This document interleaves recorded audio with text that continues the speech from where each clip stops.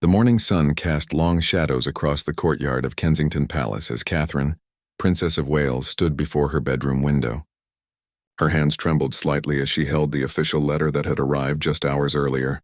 The gold seal of the crown bore news that would change everything she and William had built together over the past decade. William entered the room quietly, his face already showing the weight of sleepless nights. He had received the same letter, the same impossible choice that now lay before them both. The decision they were being asked to make wasn't just about their roles as senior royals. It was about their entire future, their children's futures, and the very foundation of their marriage. Catherine turned from the window, her eyes meeting William's across the room. No words were needed. They both understood what this moment meant. The letter contained an ultimatum from the Privy Council, one that had been months in the making. Due to unprecedented constitutional changes and mounting political pressure, they were being asked to choose between their royal duties and their personal convictions. The issue had started small, as these things often do. A disagreement over a new government policy that directly conflicted with their charitable work. William and Catherine had quietly voiced their concerns through proper channels, believing their input would be welcomed as it had been in the past. But the political climate had shifted dramatically in recent months. The new Prime Minister had made it clear that the royal family needed to align completely with government policy, or step aside. Catherine sat down heavily on the edge of their bed, the letter still clutched in her hands. She thought about George, Charlotte, and Louis, probably having breakfast downstairs with their nanny, completely unaware that their parents were facing the most difficult decision of their lives. The children had grown up knowing they were different, special in ways that came with both privilege and responsibility. How could she and William explain that everything might change? William moved to sit beside his wife, taking her free hand in both of his. His voice was barely above a whisper when he finally spoke. The words came slowly, each one carefully chosen. He talked about duty, about service, about the promises they had made on their wedding day, not just to each other, but to the nation.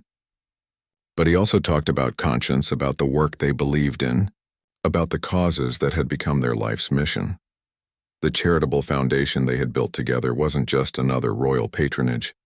It was their heart's work, focused on mental health awareness, environmental conservation, and supporting disadvantaged youth. The new government's policies would directly undermine everything they had spent years building. Supporting these policies would mean betraying the very people they had sworn to help. Catherine finally looked up from the letter, her eyes bright with unshed tears. She began to speak about the letters they received every week from people whose lives had been touched by their work. The young man who had overcome suicidal thoughts after attending one of their mental health events. The single mother who had found employment through their training programs. The children who had discovered their love for nature through their environmental initiatives. The room fell silent as they both contemplated the impossible choice before them. Stay and compromise everything they believed in, or leave and abandon the platform that allowed them to make such a meaningful difference. Either way, they would be letting someone down. Either way, something precious would be lost. Outside their window, the grounds of Kensington Palace bustled with the usual morning activity. Staff members went about their duties, tourists gathered hopefully at the gates, and life continued as it had for generations. But inside this room, a decision was forming that would send shockwaves through the monarchy. The government and the nation itself. William stood and walked to his desk, pulling out the private phone he used for family matters. Catherine watched as he stared at the device for a long moment before setting it down again. The call he was considering would set everything in motion. Once made, there would be no going back. The conversation would be with his father, King Charles III, and it would be one of the most difficult of his life. The irony wasn't lost on either of them. They had spent their entire adult lives preparing for greater responsibility within the monarchy. Every decision, every public appearance, every private moment had been viewed through the lens of their future roles. Now they were being asked to choose between that future and their integrity. Catherine rose from the bed and moved to stand beside her husband. She placed her hand on his shoulder, offering the kind of quiet support that had sustained their relationship through every challenge they had faced. Together they looked out at the world they had known, the world that had shaped them, the world they might be about to leave behind. The letter on the bed seemed to pulse with importance. its formal language containing the power to reshape 1,000 years of royal history, but in this moment it was just paper. The real power lay in the choice before them, in the love they shared, and in the courage they would need to face whatever came next. As the morning light grew stronger, William and Catherine began to talk in earnest about their future, their children, and the legacy they wanted to leave. The conversation would continue for hours, but already, in the quiet understanding that passed between them, the shape of their decision was beginning to form. The goodbye that would rock the nation was already taking root in the hearts of two people who had always chosen love over convenience, principle over comfort, and each other over everything else. The private study of King Charles III felt smaller than usual as William sat across from his father, the weight of unspoken words filling the space between them. Charles had aged noticeably in recent months, the pressures of his new reign evident in the deeper lines around his eyes, and the way his shoulders seemed to carry an invisible burden. When William had requested this urgent meeting, Charles had cleared his entire afternoon schedule without question. William began carefully, explaining the letter, the ultimatum, and the impossible position he and Catherine found themselves in. His father listened without interruption, his hands folded in his lap, his expression growing more grave with each passing moment. When William finished speaking, the silence stretched between them like an ocean neither knew how to cross. Charles finally spoke, his voice heavy with the wisdom of someone who had spent decades navigating the complex waters of royal duty and personal conviction.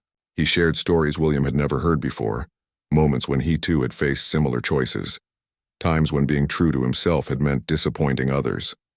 The environmental causes Charles had championed for decades hadn't always been popular with the establishment. There had been years when his passionate speeches about climate change and sustainable farming were dismissed as eccentric ramblings. The conversation turned to William's mother, Princess Diana, and the courage she had shown in her final years when she chose to speak out about landmines and HIV/AIDS. Charles's voice softened as he remembered how Diana had faced criticism for her activism, how she had been told royal family members should remain silent on controversial issues. Yet her work had saved countless lives and changed public perception on vital humanitarian causes. William listened as his father described the loneliness of leadership, the weight of knowing that every decision rippled through history. Charles had spent 70 years preparing to be king, and now, just months into his reign, he was being asked to potentially lose his heir over matters of conscience. The constitutional implications were staggering, but even more challenging were the personal ones. As father and son talked through the afternoon, Charles began to share his own frustrations with the current government's policies. Behind closed doors, away from the constitutional requirements of royal neutrality, he expressed deep concerns about the direction the country was taking. The environmental rollbacks particularly troubled him, policies that would undo decades of progress on issues he had championed his entire adult life. Charles stood and walked to the window overlooking the palace gardens, the same gardens where William had played as a child, where George, Charlotte, and Louis now ran and laughed on family visits. The generational weight of their dilemma hung heavy in the air. Decisions made today would affect not just William and Catherine, but their children and their children's children. The king turned back to his son with a question that surprised William. Instead of trying to persuade him one way or another, Charles asked about Catherine's thoughts, about how the children were handling the stress they surely sensed at home, about what kind of life William truly envisioned for his family. The questions weren't those of a king to his heir, but of a father to his son. William found himself opening up about fears he hadn't even fully admitted to himself. The constant scrutiny, the way every family outing became a public event, the pressure on George to grow up knowing his every mistake would be front-page news. He talked about Catherine's strength, but also about the private moments when she worried about the toll their public life was taking on their marriage, their children, their sense of themselves as individuals rather than symbols. Charles returned to his chair and leaned forward, his elbows on his knees in a posture William remembered from childhood conversations. The formality of their royal roles dissolved, leaving just a father and son grappling with an impossible situation. Charles began to speak about legacy, not the kind written in history books, but the kind lived out in daily choices, in the values passed down to children, in the quiet moments of integrity that no one ever sees. The afternoon light was fading when Charles made a statement that would change everything. He told William that he would support whatever decision he and Catherine made, even if it meant constitutional crisis, even if it meant rewriting centuries of precedent. The words hung in the air like a benediction, a father's blessing on choices not yet fully made but already taking shape. William felt tears threatening for the first time since receiving the letter. The relief of having his father's support was overwhelming, but it also made the decision more real, more immediate. With Charles's backing, they truly could step away from royal life if that's what their conscience demanded. The possibility was no longer theoretical. As evening approached, Charles walked his son to the door of the study. Before William left, his father handed him a small leather journal worn with age and use. Charles explained that it had belonged to his grandmother, the Queen Mother, and contained her private thoughts about duty, sacrifice, and the true meaning of service. He suggested that William and Catherine might find wisdom in its pages as they made their final decision. Standing in the palace corridor, William felt the weight of history pressing down on him from all directions.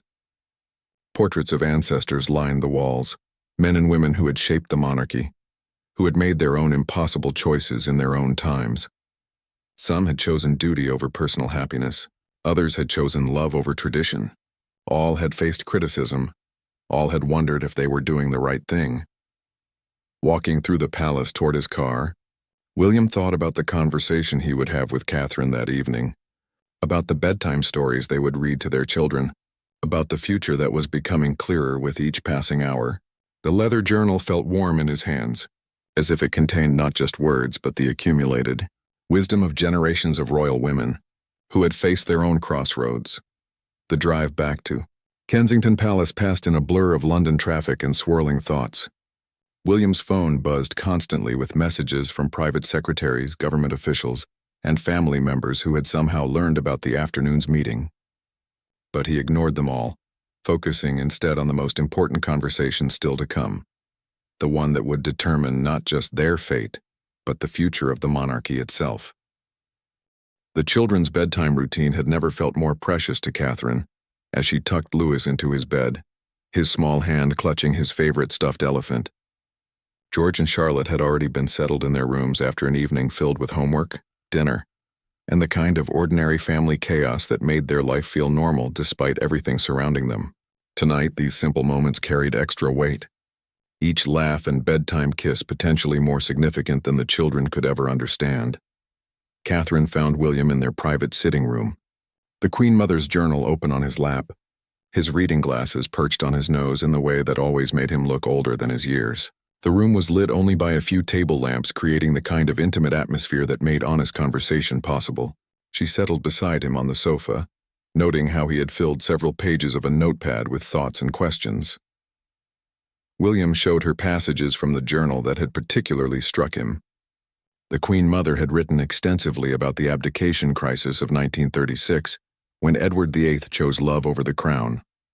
But her perspective was unique, focusing not on the political implications but on the human cost, the way entire families were torn apart by a single person's decision to follow their heart rather than their duty.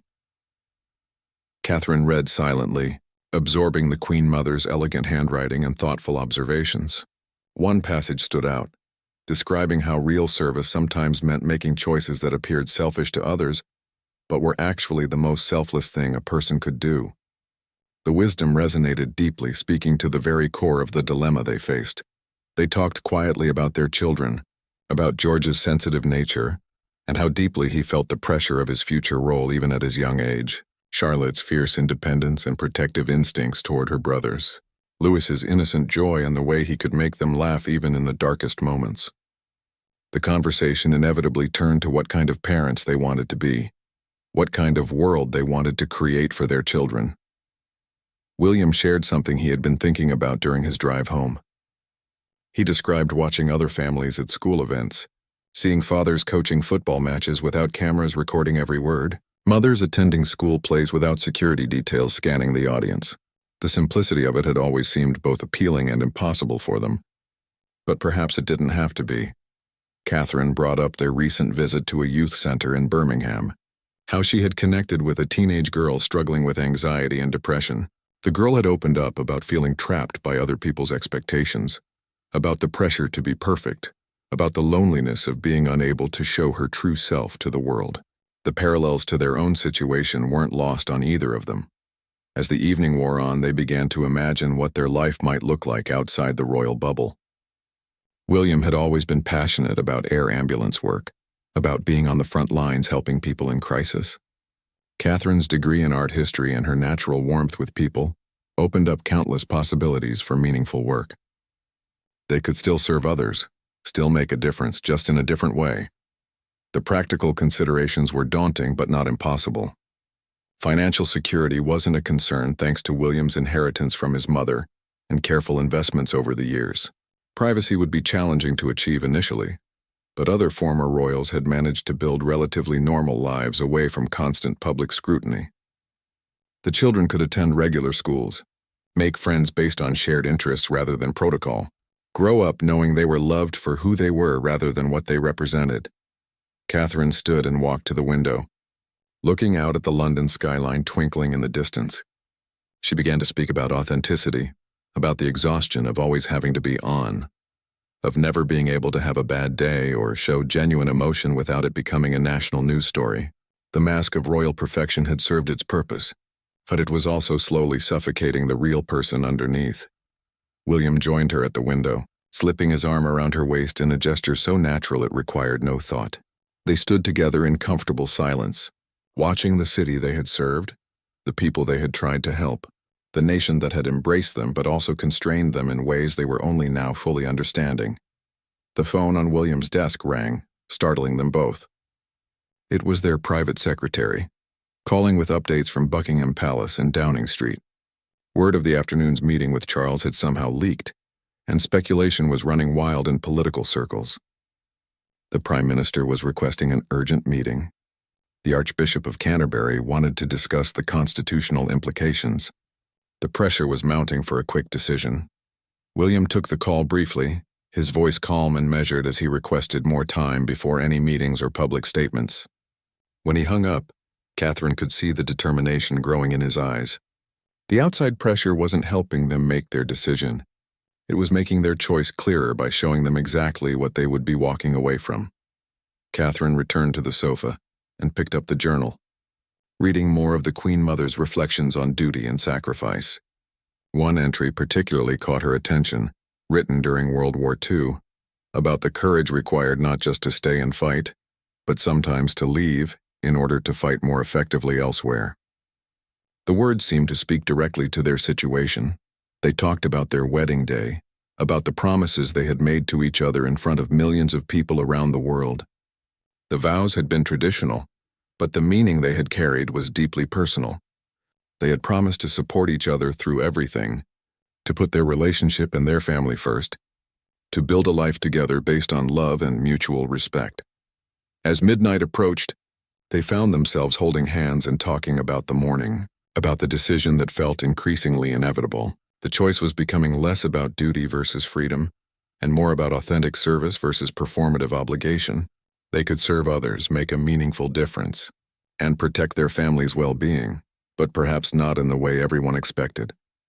William closed the journal and looked at his wife, the woman who had transformed his understanding of love, partnership, and what it meant to be truly royal. In her eyes, he saw a reflection of his own growing certainty.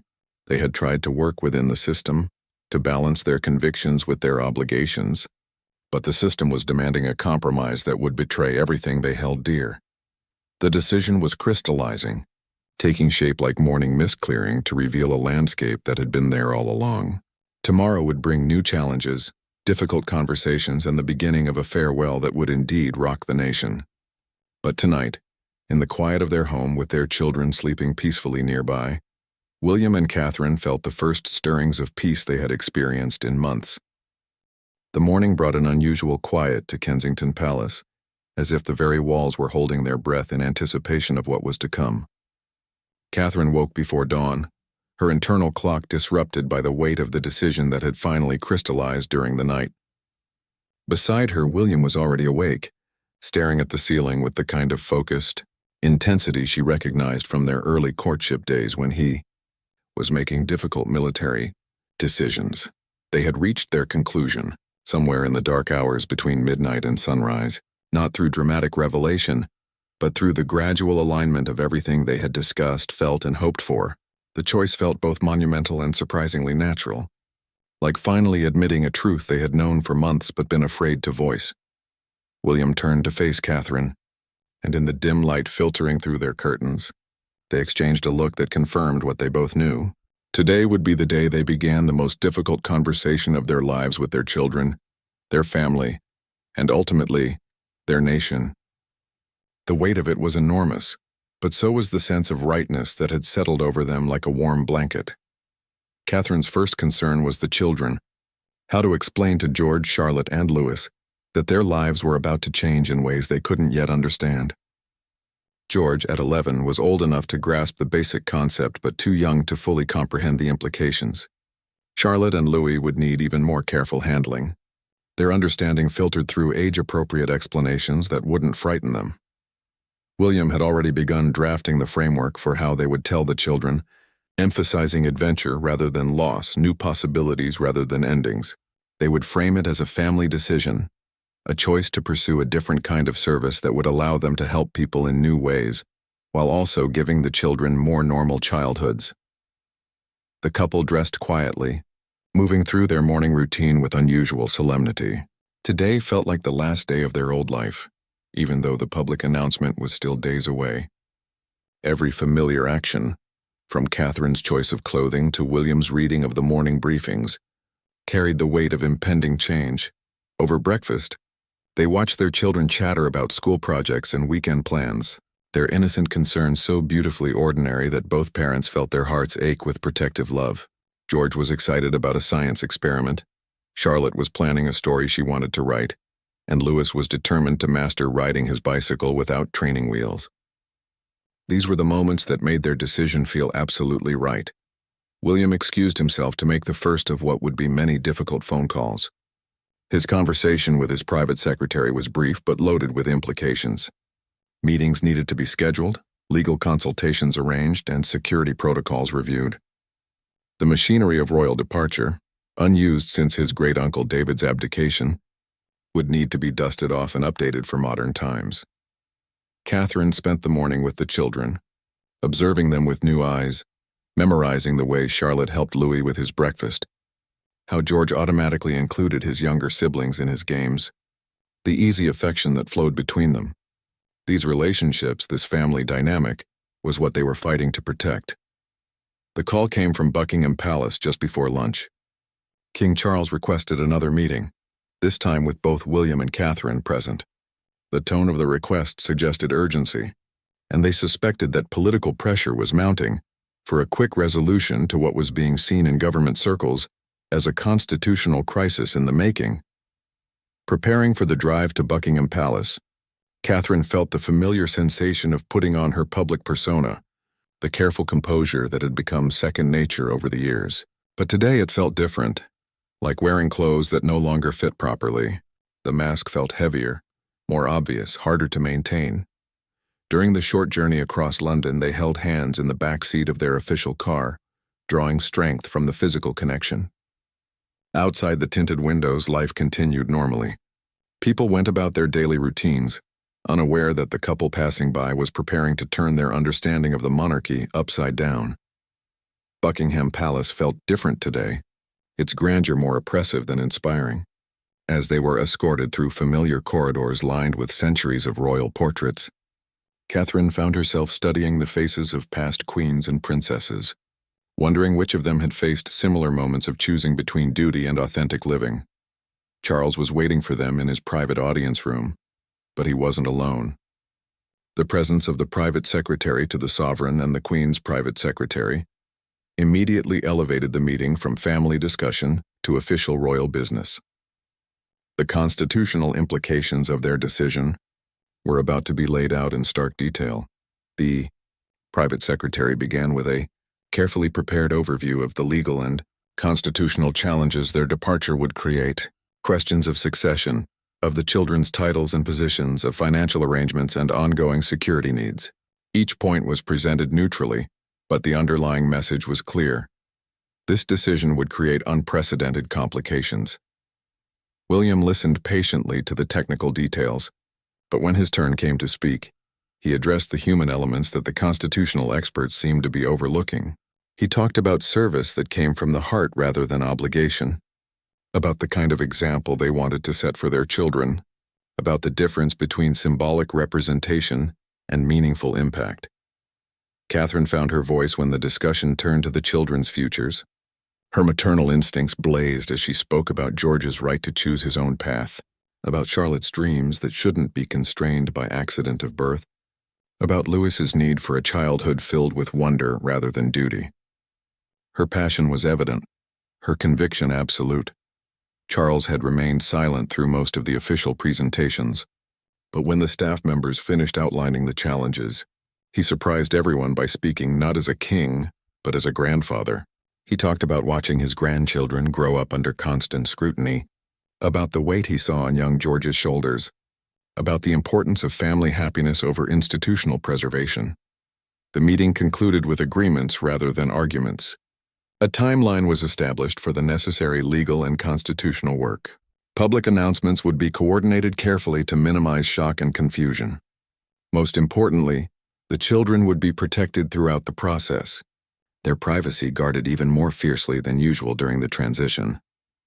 Walking back to their car through the palace courtyard, Catherine felt an unexpected lightness in her step. The official nature of the morning's meeting had somehow made their decision feel more real, more possible, and ultimately more right. They were no longer dreaming about a different life. They were actively creating one. The drive home was filled with practical conversation, but underneath the logistics was a growing sense of excitement. They were going to give their children the gift of choice, the freedom to define their own versions of service and contribution to the world. They were going to model the courage to choose authenticity over expectation, love over duty when the two came into conflict. That evening, as they prepared for another family dinner, another bedtime routine, another ordinary evening that felt extraordinary because of what it represented, both William and Catherine felt the profound satisfaction of people who had found their true path. The goodbye that would rock the nation was no longer a possibility. It was a plan, carefully considered and courageously chosen. The weekend arrived with deceptive normalcy, but Catherine could feel the undercurrent of change flowing through every family interaction. She and William had agreed to tell the children on Sunday evening, giving them the full weekend to simply be a family before everything shifted. Saturday morning found them at George's football match, cheering from the sidelines like any other parents, though Catherine noticed how William's smile seemed both more genuine and more precious than usual. Charlotte had insisted on a family movie night, complete with popcorn and hot chocolate, and as they settled into the cozy chaos of their private living room, Catherine felt her heart breaking and healing simultaneously.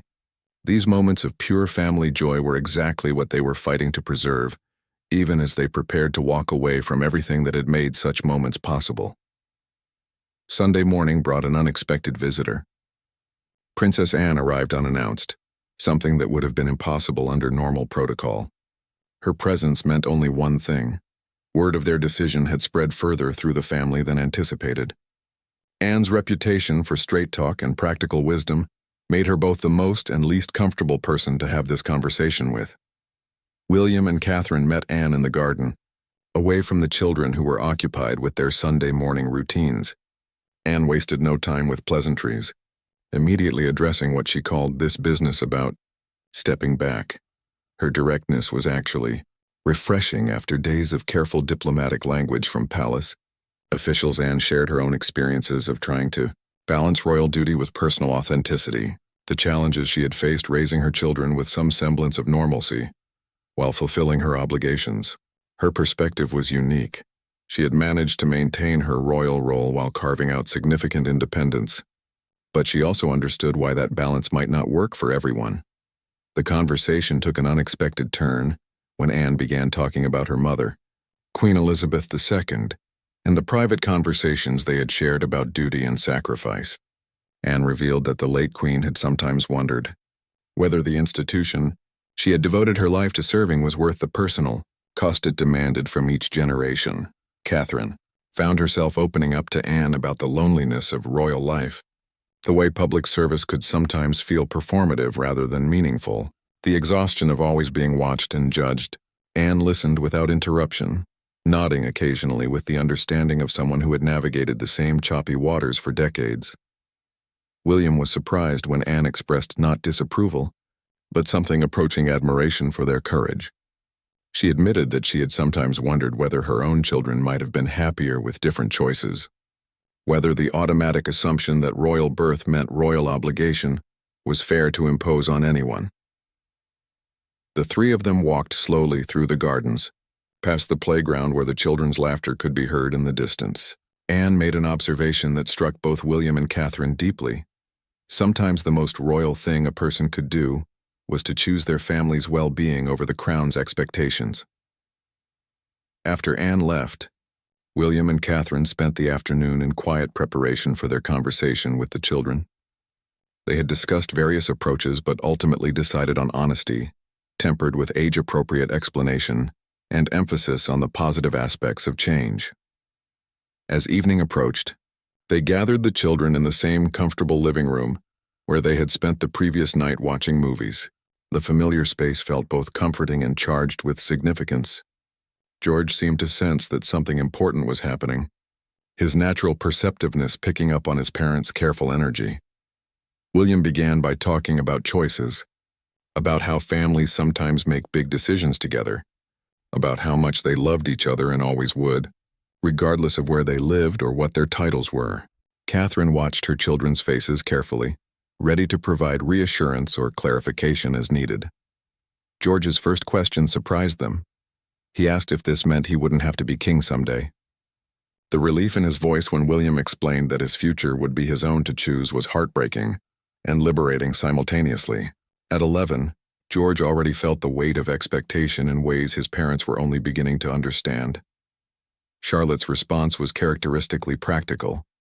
She wanted to know if they would still live in their house, if she could keep her horse, if her friends would still be her friends. Catherine assured her that while some things would change, the most important things, their family, their love for each other, their home, would remain constant. Louis, at 5, was primarily concerned with whether his stuffed elephant could come with them wherever they were going. His innocent question brought tears to Catherine's eyes and laughter to the room, perfectly capturing the blend of profound and mundane that characterized all major life transitions. The conversation continued for over an hour, with questions, explanations, and reassurances flowing naturally. The children accepted the news with the resilience that young people often display when presented with change by parents they trust.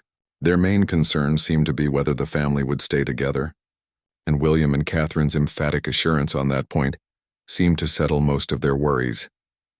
As they tucked the children into bed that night, each parent spent extra time with each child, answering additional questions and providing extra cuddles.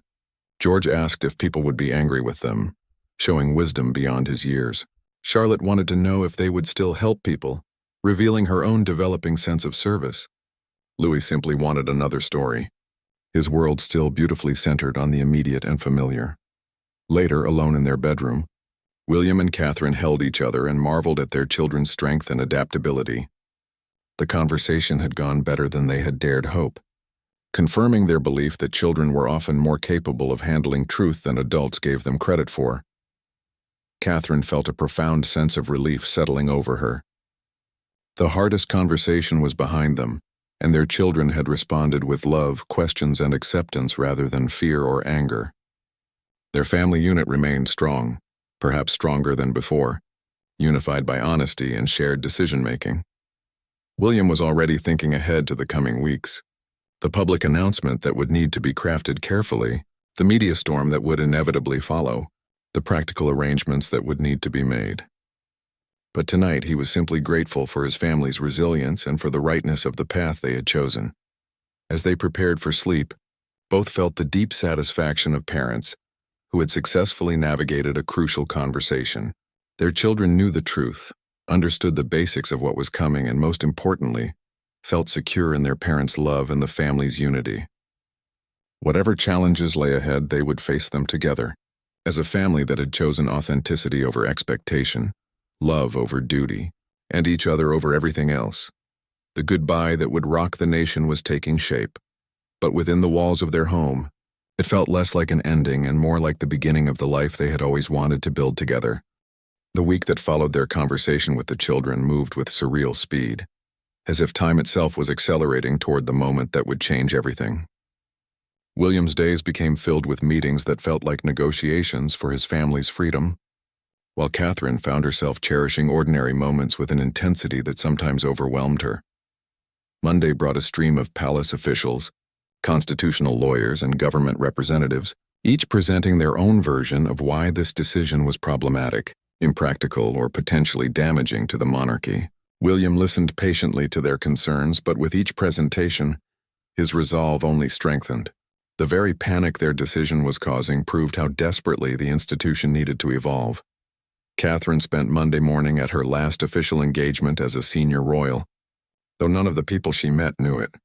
She visited a children's hospice where she had been patron for several years, spending time with families facing unimaginable challenges with grace and courage. Their perspective on what truly mattered in life reinforced her certainty about the choice she and William were making. Tuesday's meeting with the Prime Minister was tense and formal. The political implications of their departure were presented as near catastrophic, with warnings about constitutional crisis and damage to Britain's international standing. William responded with calm questions about why the monarchy's stability depended so heavily on individuals who had never chosen their roles, and why personal conscience was considered incompatible with public service. Catherine found herself becoming the family's emotional anchor, fielding phone calls from concerned relatives and friends while maintaining normal routines for the children. She was struck by how many people expressed private admiration for their courage, even as they worried about the public consequences. The gap between public expectations and private feelings seemed wider than she had ever realized. Wednesday brought an unexpected ally in the form of Harry, who called from California with words of support and understanding. His own experience stepping back from royal duties provided valuable perspective on the practical and emotional challenges they would face. His encouragement meant more to William than he had expected, healing wounds he hadn't fully acknowledged. The children were adapting with remarkable resilience, though each showed signs of processing the change in their own way. George had become more protective of his younger siblings. Charlotte was asking detailed questions about their future life, and Louis was clinging more closely to his parents during bedtime routines. Catherine and William made sure to provide extra attention and reassurance to each child individually. Thursday's family dinner was interrupted by an urgent call from Buckingham Palace. King Charles needed to see them immediately, and the tone of the message suggested that something significant had shifted in the ongoing negotiations. William and Catherine exchanged a look across the dinner table, both understanding that this could be the moment when their private family decision became unavoidably public. They arranged for the children to spend the evening with Catherine's parents, who had driven down from Berkshire as soon as they heard the news. The grandparents' reaction had been surprising. Rather than expressing concern about the scandal or constitutional implications, they had focused entirely on their daughter's happiness and their grandchildren's well-being. Their support provided another layer of strength for the difficult decisions ahead. The drive to Buckingham Palace felt different this time, charged with finality. Catherine noticed details she had never paid attention to before. The way London looked at twilight, the faces of people on the street going about their normal lives, the familiar landmarks that had formed the backdrop of their royal existence. Everything seemed more vivid, as if she was seeing it with new eyes. Charles was waiting for them in the same room where this journey had begun, but his demeanor was notably different. Gone was the careful diplomatic language of previous meetings, replaced by something that looked remarkably like pride. He had news that would change everything, but not in the way they expected. The Prime Minister had overplayed his hand. In pressuring the palace for a quick resolution, he had made demands that Charles found constitutionally inappropriate and personally offensive. The attempt to force the royal family into complete political alignment had backfired spectacularly, creating sympathy for William and Catherine's position, even among those who had initially opposed their decision. More significantly, public opinion was shifting in unexpected ways. Somehow, despite the palace's attempts at secrecy, Word of the situation had leaked to the press. Rather than the scandal the government had predicted, the public response was complex and thoughtful. Many people were expressing support for a couple choosing family and principle over duty and privilege. Charles handed them several newspapers and printed articles that had appeared online. The headlines were remarkable. Royal couple puts family first, a modern kind of service, when duty and conscience collide. Editorial writers were discussing the outdated nature of hereditary obligation and praising William and Catherine for their authenticity. The most surprising development was a petition that had appeared online, started by a teenager in Manchester, calling for support of William and Catherine's right to choose their own path. In just 48 hours, it had gathered over 2 million signatures from people across the Commonwealth and beyond. The public was way ahead of the politicians in understanding what this moment really represented. Charles leaned back in his chair and smiled for the first time in weeks. He told them that their decision had inadvertently started a conversation the monarchy needed to have. About relevance, about service, about the difference between duty imposed from outside and commitment chosen from within. Rather than weakening the institution, they were potentially saving it by forcing it to evolve. Catherine felt tears welling up as she read some of the comments attached to the petition. Parents talking about their own struggles to balance career expectations with family needs. Young people expressing hope that they too could choose authentic lives over others' expectations. Military families sharing their own experiences of choosing conscience over orders when the two conflicted. William was reading an editorial written by a constitutional scholar who argued that William and Catherine were actually demonstrating the highest form of royal service by showing that personal integrity could not be compromised even for the crown. The piece suggested that their willingness to give up everything for their principles made them more valuable to the nation, not less. The meeting concluded with Charles making a statement that would have seemed impossible just days earlier. He told them that he would publicly support their decision, that the palace would frame their departure as an evolution rather than a crisis, and that their titles and their children's inheritance would be protected regardless of their future roles.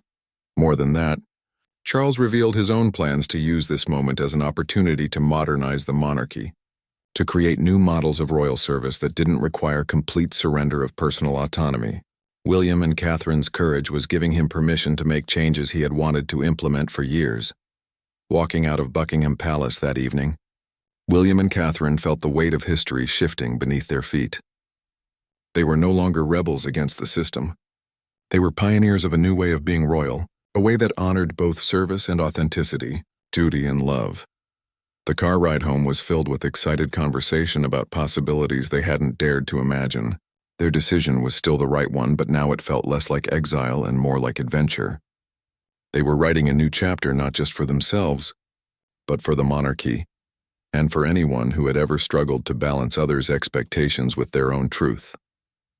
Returning to Kensington Palace to collect their children, they found George, Charlotte, and Louis engaged in animated conversation with their grandparents about their upcoming new adventure. The children's excitement was infectious, their questions practical and optimistic. They wanted to know if they could have a dog in their new life, if they could take cooking lessons, if they could travel to see new places. As they tucked their children into bed that night, both parents felt a profound sense of peace settling over their family. Tomorrow would bring the final preparations for their public announcement. But tonight they were simply a family that had chosen love over everything else and found that the world was more ready for that choice than anyone had expected. The goodbye that would rock the nation was transforming into a hello that might change everything for the better. The morning of the announcement dawned clear and bright, as if the weather itself was blessing the momentous day ahead.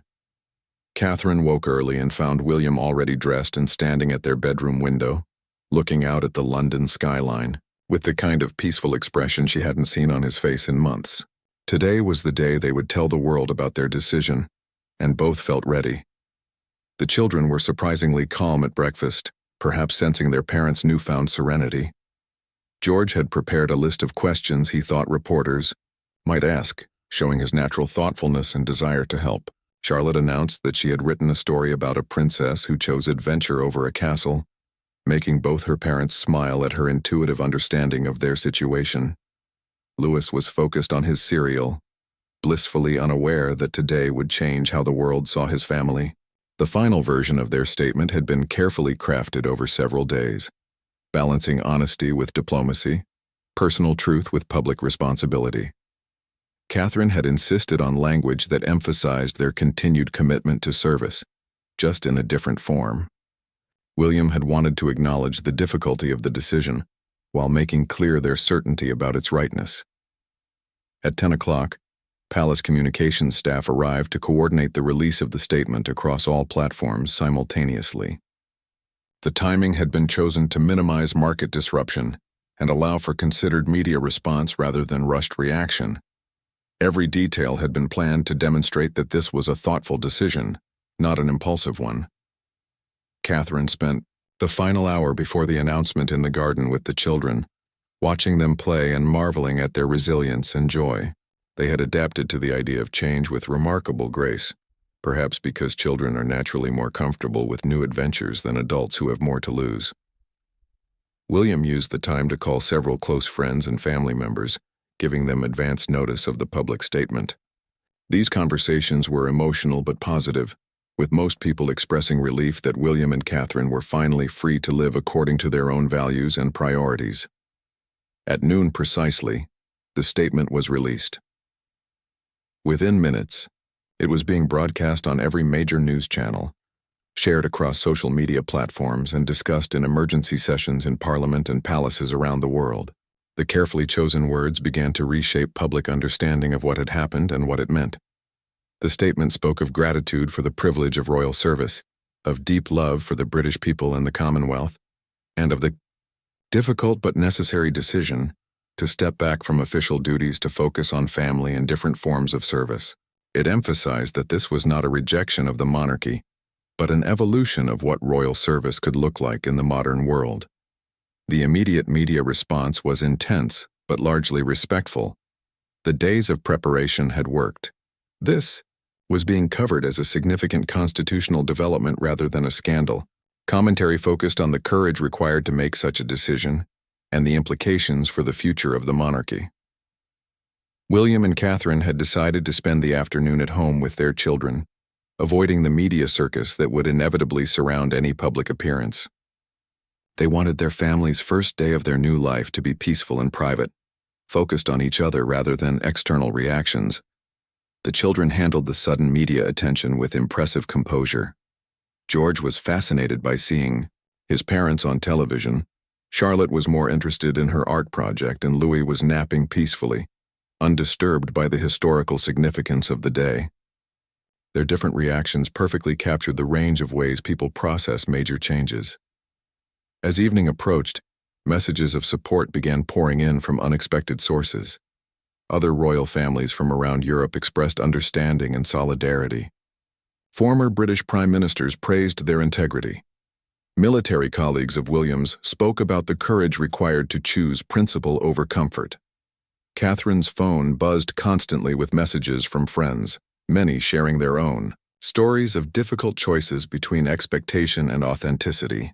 The response revealed how many people had been struggling with similar dilemmas in their own lives, feeling trapped between what others expected of them and what they knew was right for themselves and their families. The most moving messages came from young people who saw William and Catherine's decision as permission to make their own brave choices.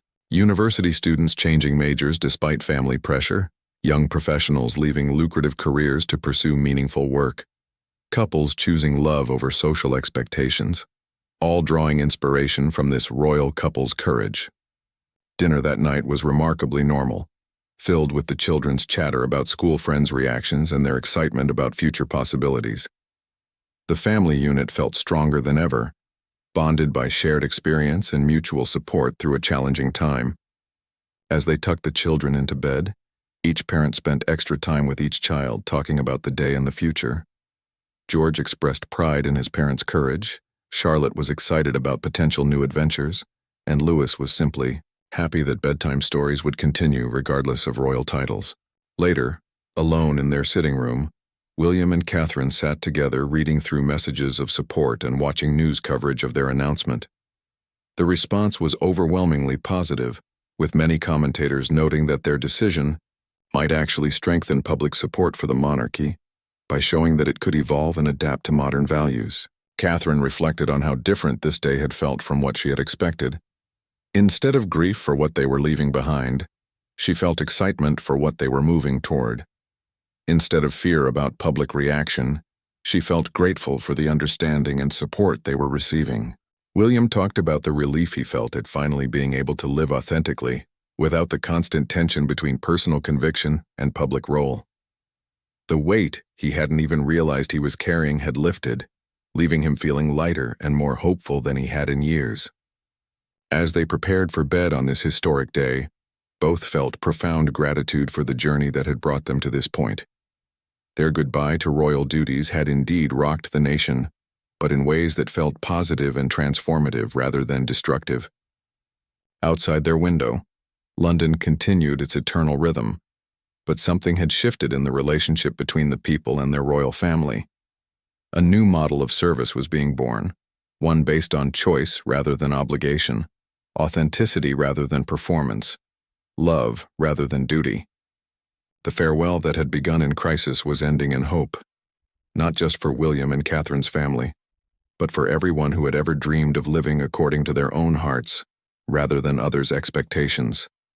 Their most moving farewell had become the beginning of their most authentic life, and the nation was watching with admiration rather than disappointment. Sometimes the most royal thing you can do is choose to be fully human, and on this day that choice had changed everything.